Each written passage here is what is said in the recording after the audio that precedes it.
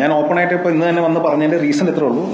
ഇതൊരു ഫോൾസ് എലിഗേഷനാണ്. ഇതൊരു ഡിഫെയിം ചെയ്യാനായിട്ടുള്ള ഒരു കരുതി കൂട്ടിയുള്ളൊരു ശ്രമമാണ്. അതിൻ്റെ പിന്നിൽ ഒരു ഗൂഢാലോചന ഉണ്ടാകുമെന്ന് വെച്ചിട്ടുണ്ടെങ്കിൽ ഉണ്ട്. സിനിമയ്ക്കെതിരെ, സിനിമാക്കാർക്കെതിരെ ഇപ്പം എല്ലാ ദിവസവും ന്യൂസുകൾ വന്നുകൊണ്ടിരിക്കുകയാണ്.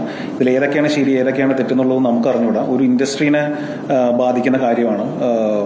ഈ മലയാളം ഇൻഡസ്ട്രി എന്ന് പറഞ്ഞിട്ടുണ്ടെങ്കിൽ അങ്ങനെ അത്രയും മോശപ്പെട്ട ആൾക്കാർ മാത്രമുള്ള ഇൻഡസ്ട്രി ഒന്നല്ല. ഇവിടെ അല്ലാത്ത ആൾക്കാരുണ്ട്. ഇവിടെ സിനിമ മുമ്പോട്ട് പോകണം, ഈ ഇൻഡസ്ട്രി മുമ്പോട്ട് പോകണം. അത് നടന്മാർ മാത്രമല്ല, എല്ലാവർക്കും വർക്കിംഗ് ആയിട്ടുള്ള ഒരു അറ്റ്മോസ്ഫിയർ ഉണ്ടാവണം. അപ്പോൾ ഇതേപോലെ ഈ ഫോൾസ് എലിഗേഷൻസ് വരുമ്പോൾ എല്ലാവരും ഭയത്തിലാണല്ലോ. ആർക്കെതിരെ വേണമെങ്കിലും നാളെ വരുന്നൊരു അവസ്ഥയാണ്. അപ്പം അത് ഇല്ലാതിരിക്കണം. അതിന് ആരൊക്കെ എൻ്റെ കൂടെ ഉണ്ടാവും എന്ന് എനിക്ക് അറിഞ്ഞൂടാ. പക്ഷെ ആരില്ലെങ്കിലും ഞാൻ ഒറ്റയ്ക്ക് ഇതിന് ഞാൻ പോരാടും. ഞാനിത്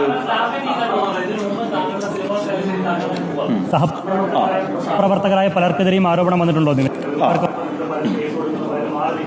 അവർക്കെതിരെ വന്നതും ഇതുപോലെ ഫോൾസ് അലിഗേഷൻ ഒരു ബോധ്യമുണ്ടോ, അല്ലെങ്കിൽ അങ്ങനെ ഒരു സംശയമുണ്ടോ? എനിക്ക് അതിനെക്കുറിച്ച് പറയാനായിട്ട് അറിയില്ല. അത് അവർ ഫൈറ്റ് ചെയ്യുന്ന കാര്യമാണ്. അത് എനിക്ക് തോന്നുന്നു അത് ഓൾറെഡി കേസായിട്ടുള്ള കാര്യമാണ്. അപ്പോൾ അത് ആ വഴിക്ക് നടക്കട്ടെ. അപ്പോൾ ഞാൻ ഇവിടെ തന്നെ ഉണ്ട്. ഞാൻ എങ്ങും പോകുന്നില്ല. ഇനിയും മീഡിയനെ കാണണമെങ്കിൽ മീഡിയയുടെ മുമ്പിൽ ഞാൻ വരും. ഞാനിവിടെ ഉണ്ടാവും.